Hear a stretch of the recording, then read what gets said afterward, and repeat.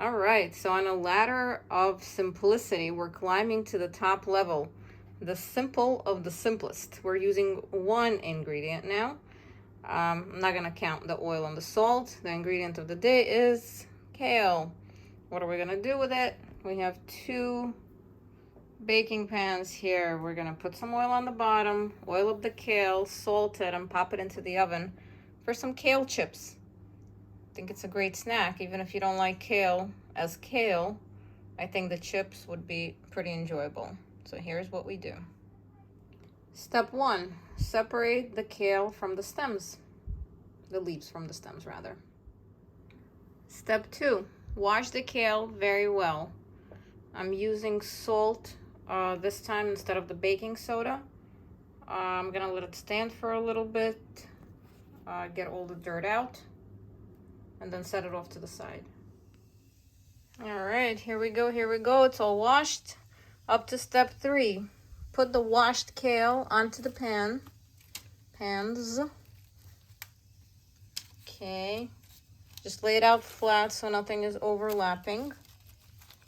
I can rip apart the pieces if they're too big, but not too small, because you don't want them to burn. You want it in approximately similar sizes. Okay, lay everything out nicely. Okay, I'll do that. All right, I actually ended up needing another pan, but these two fit in my angles, so I'm just gonna videotape these. Okay, so now we're gonna come in with some oil and spray well to coat. And I had oil on the bottom also, so it's getting the oil from the bottom, from the top. All right, and salt. You could use any spices. You can make spicy kale, you can use pepper, you can use onion powder, or maybe even like some, I don't know, whatever you want. I'm just gonna do regular kale chips with salt and oil. Okay, this will complete all our steps at step 4, because they're going into an oven. I'm preheating at 380. Okay, we're gonna put them in, and I repeat, do not look too far from this, because they become made very, very quickly. If you leave it for longer than need be, they're gonna burn. They're just, you're gonna have nothing remaining. So not too long, keep an eye on them. I'll time this, I'll tell you exactly how long these took. We're going in right now, 6:35. Okay, it's now 6:47. They're starting to brown on me, so they're pretty much almost ready. I'll let it go for a few more minutes. I don't want it to burn. This one, yeah, this one also has a few more minutes to go, and we'll be turning it off. You guys, this is already ready. It looks amazing. It's crunchy, it's salty. If you haven't tried this before, definitely give it a shot. It's delicious. Kale chips.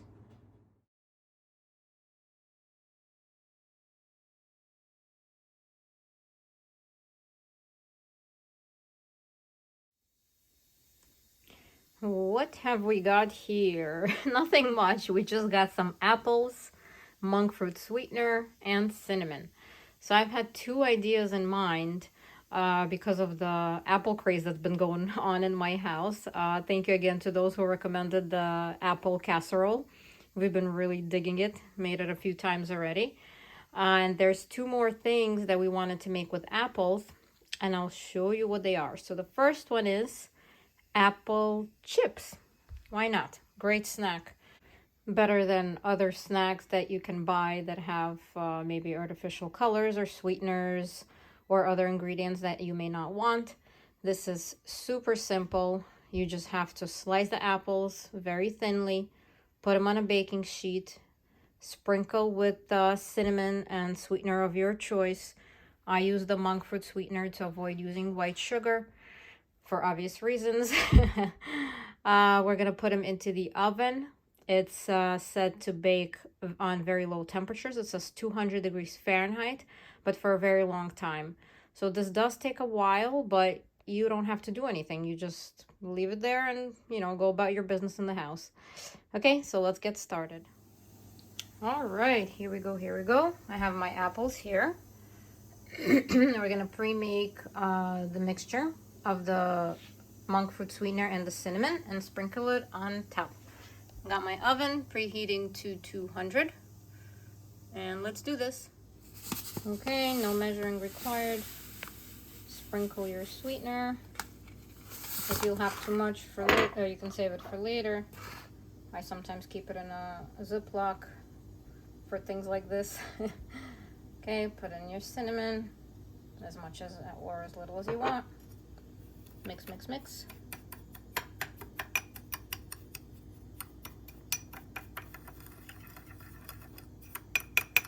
Okay. Let's take this mixture over to the other side. Okay. Sprinkle it on the apples. Ooh, that one's gonna be sugary.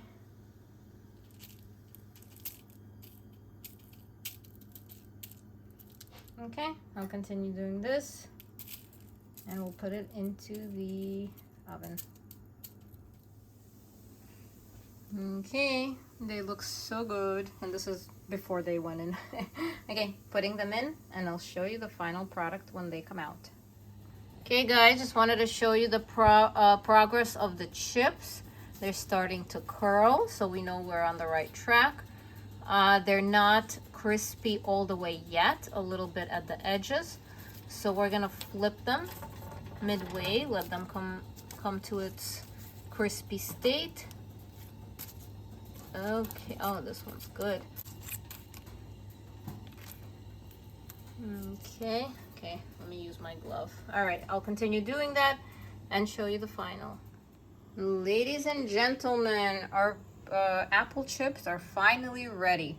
And disclaimer, it does take a while, probably about, what, 3 hours? But nonetheless, they look so cute. They look very delicious. I'm gonna transfer them into a bowl. Okay, you have to admit they look absolutely amazing. They're crispy, they're crunchy, and they're nutritious, you know. Why not? Give it a shot.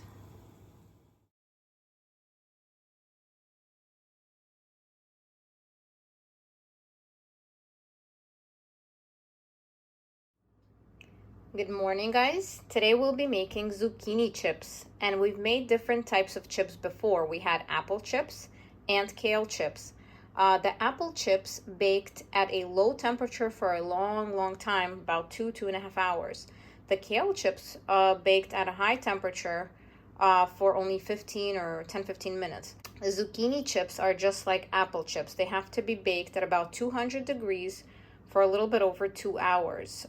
It's sort of, I guess, more of a dehydrating process than really frying them. I attempted to make them at a higher temperature, and they did come out delicious, but they were a bit soggy. They weren't really crispy like I wanted them. So we will be testing the low and slow method on these zucchinis. So cooking for a long time under a low temperature. Here we go. Let's get started. Okay, wash your zucchini, slice it. I'm doing it by hand, or you can use any gadget that you have for slicing. Try to make them as even as possible. Okay, put some parchment paper over your baking dish. Spray with some oil.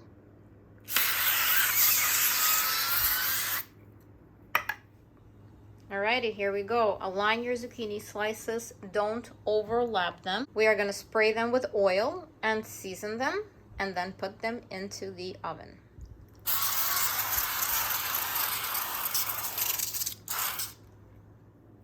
I'm going to keep it simple, just salt and pepper.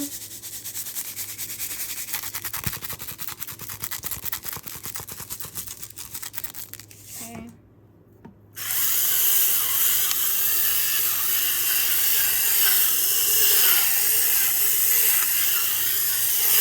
All right, here we go. And this is, by the way, just one zucchini. It actually made a whole tray.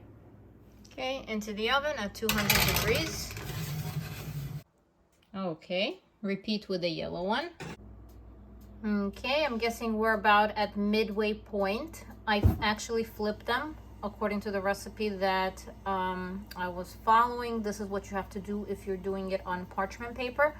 If you have a rack, you probably don't have to do it. So let's see. So far, we're in a good place. They didn't stick and they didn't burn. So I'm already, you know, better than I was the previous time that I tried this. Let's go one more hour. Alrighty. I think we're pretty much successful, more or less. Yeah, they're pretty crispy and thin and nice. Very cool. If you slice thinly, I think is gonna be great. These ones look great as well. Yeah, these are pretty crisp. Wonderful. We got ourselves a snack.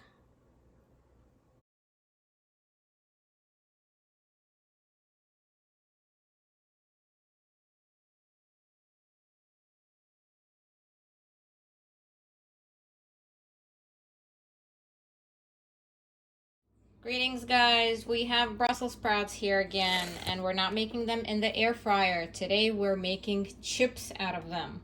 And for the longest of time, I thought that chips can be made only from like root vegetables, you know, potatoes, carrots, maybe something like that. But apparently chips can be pretty much made out of anything. We have made apple chips ourselves, and cabbage is no different. So we're gonna try to make Brussels sprout chips. What we're gonna do is, I already washed them. I peeled off the top few leaves, so they're looking good. I'm gonna continue peeling these leaves and we're gonna bake them at about 400 degrees. So they're gonna bake just like kale chips for a short time. So let's see how this works. Okay, so I greased up my parchment sheet, and basically this is what I'm doing, just peeling the leaves away.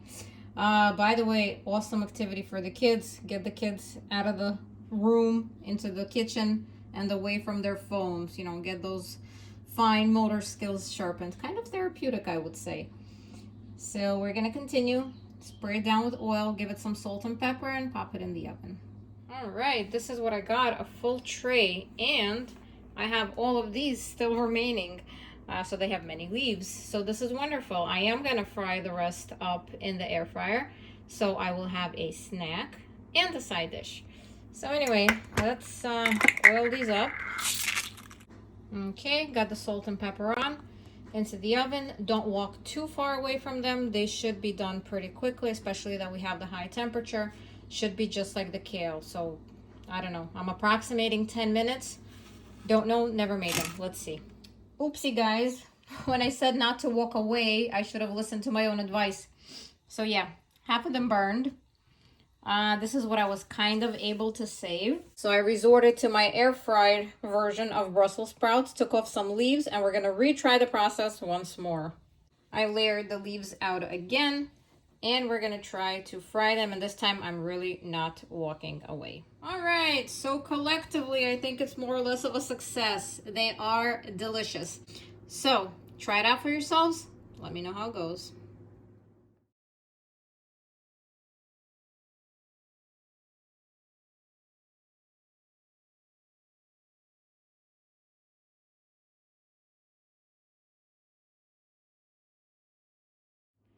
Hi guys, we have rice paper here again, and I love experimenting with food.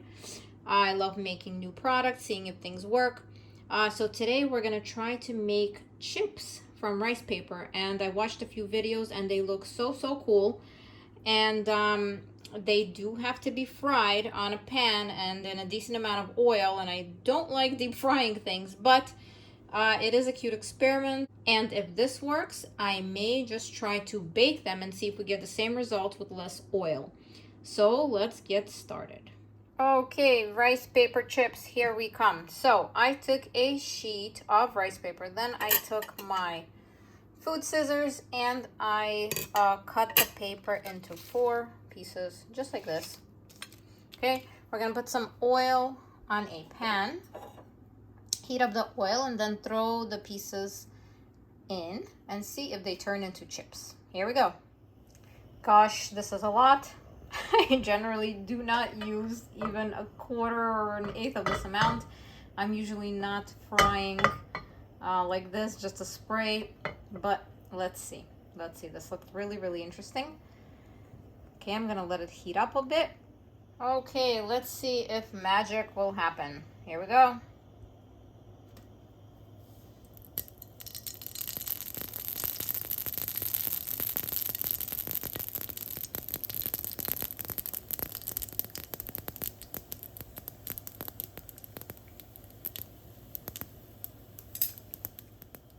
Okay, let's flip. I'll do it the right way with chopsticks.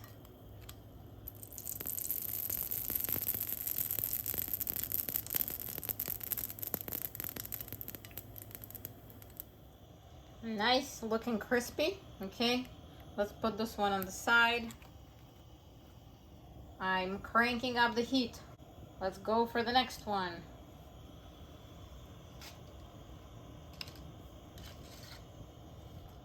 Three, two, one. Oh, there we go. That's what I was expecting. That's what was supposed to happen.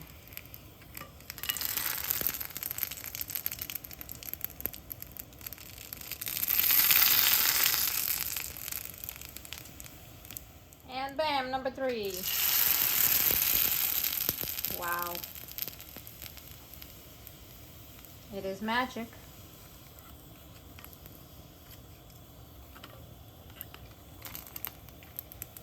Okay, so the temperature has to be hot. That's what we learned from this one. Look at the difference between the first one and this one. All right, let's go for number 4. Bam.